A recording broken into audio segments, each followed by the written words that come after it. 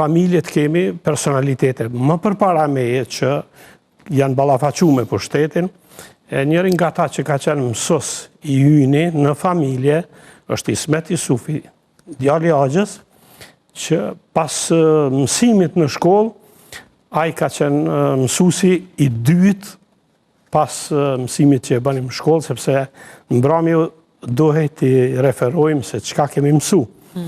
Pastaj motra ka qenë e lidhur me ilegalen atëherë, me Kadrizekën, që edhe ka qenë e martuar me te, e pastaj Kadriu vra, ka vazhdu aktivitetin, dhe po ashtu djali Axhës ka qenë kundërshtim me pushtetin, është detyru Çamilit të shkojnë emigracion jashtë, edhe krejt ajo që është rrugtim, është paraprirje e një gjenerate e cila na ka eduku pastaj neve që t'jemi në lëvizjen për çlirim. Po.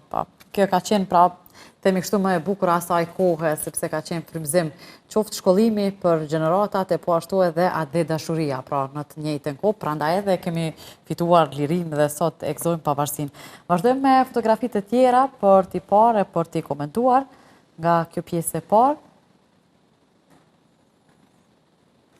Këtu jeni ju i ri.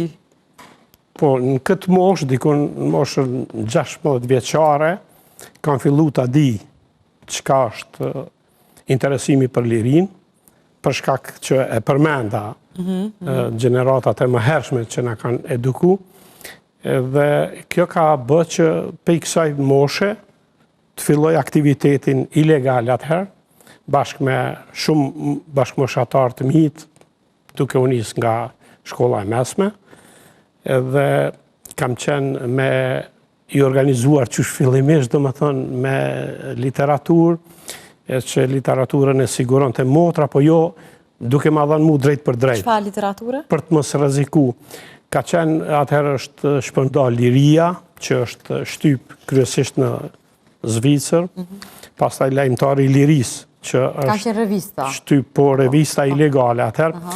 Në njërën është angazhuar Kadrizeka, në tjetrën Jusuf Gërvala, ka pasë edhe tjera, Gazeta Bashkimi, shumë grupe të organizuara që kanë qenë Kosovë e kanë përdorë këtë material, që më vonë pastaj ka dalë zëri Kosovës dhe literaturë nga Shqipëria, po ashtu Shqipëria e Re, si revist që na bënte të frymëzoheshim për Shqipërinë e asaj periudhe, e që literaturë pastaj patriotike të romaneve të ndryshme, kryesisht që ishin për patriotët edhe për historinë e popullit tonë. Gjitha e keni lexuar në mënyrë të fshehtë? Gjitha në mënyrë të fshehtë, madje ka qenë një disiplinë brenda organizatës, cilës i kemi taku, që është dashur me afat ta lexosh edhe ta kthesh e armikut mos ja dorëzosh. Kjo ka qenë parulla, edhe kështu kemë vazhdu, domethënë deri në vitet edhe të një kur shpërthejnë demonstratat e që prej asaj periudhe më pasaj nuk është ndalë lëvizja për liri deri në luftën e ushtrisë lirimtare të Kosovës.